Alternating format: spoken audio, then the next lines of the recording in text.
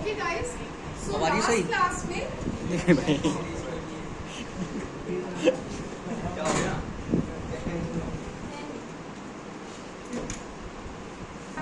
और उस orthographic projection को आपने मुझे पीडीएफ किया था। Okay, so in today's class we are going to start with the detailings and text. Now what are the detailings?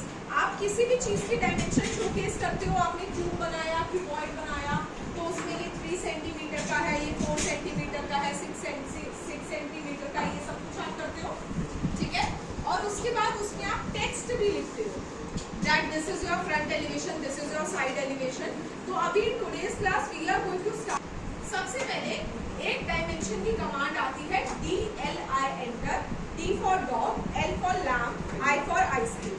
DLI enter, that is dimension in linear। अब ये dimension in linear सबसे ज्यादा use होता है।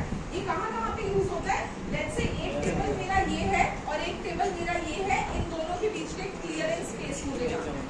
तो simply मैं यहाँ पे क्लिक करूंगी एंड पॉइंट पे, इसके एंड पॉइंट पे, और ये मुझे इन दोनों के बीच का साइज बता देगा, ठीक है।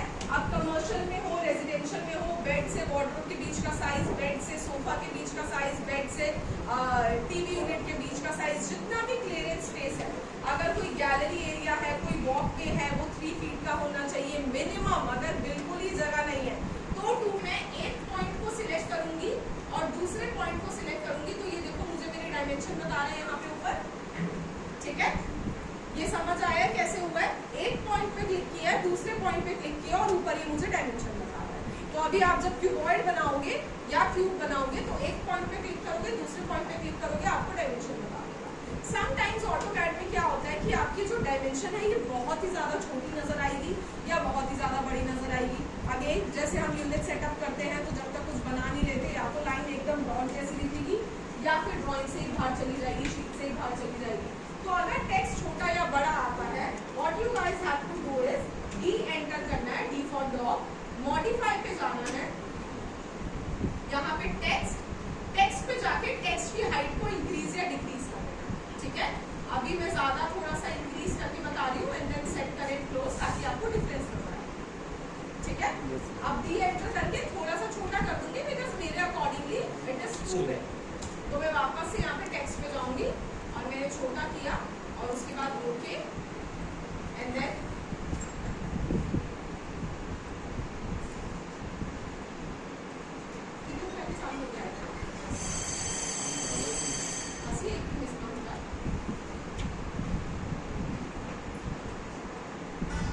सेट करें एंड देन कौन चला रहा है भाई? कौन चला रहा है?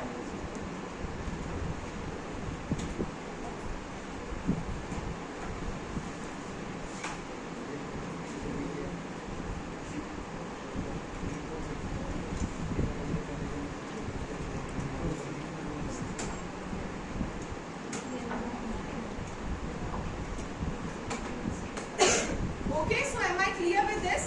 Next is, अब आपकी ड्राइंग में बहुत सारी चीजें हो सकती है, ऐसा नहीं है कि सब कुछ स्ट्रेट होगा।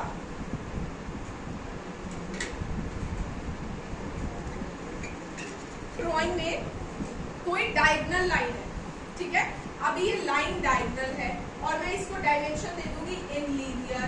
वो सुंदर लगेगा क्योंकि लाइन तो डायगोनल है, लेकिन इसकी डायमेंशन कैसी आएगी? सीधी। समझ पा रहे हो? तो वो बिल्कुल भी अच्छा नहीं लगेगा। आप ड्राइंग में जो जो चीजें बनाओगे उसको डायमेंशन उसके अकॉर्डिंगली ही होगी, ओके।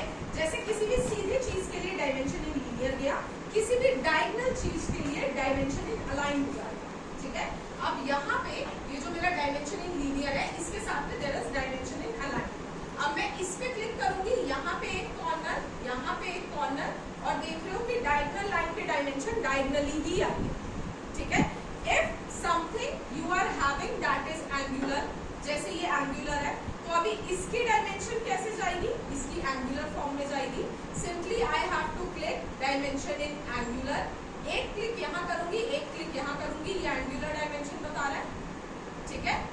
अब if I am having something in are, तो अब आर्क की डायमेंशन लीनियर दे दूं या आर्क की डायमेंशन अलाइंड दे दूं? नहीं चलेगा। तो आर्क की डायमेंशन जाएगी डायमेंशन इन आर्क लेंथ, ठीक है।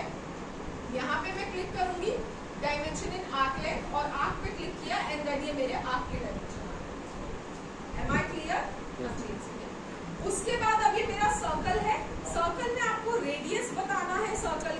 या डाया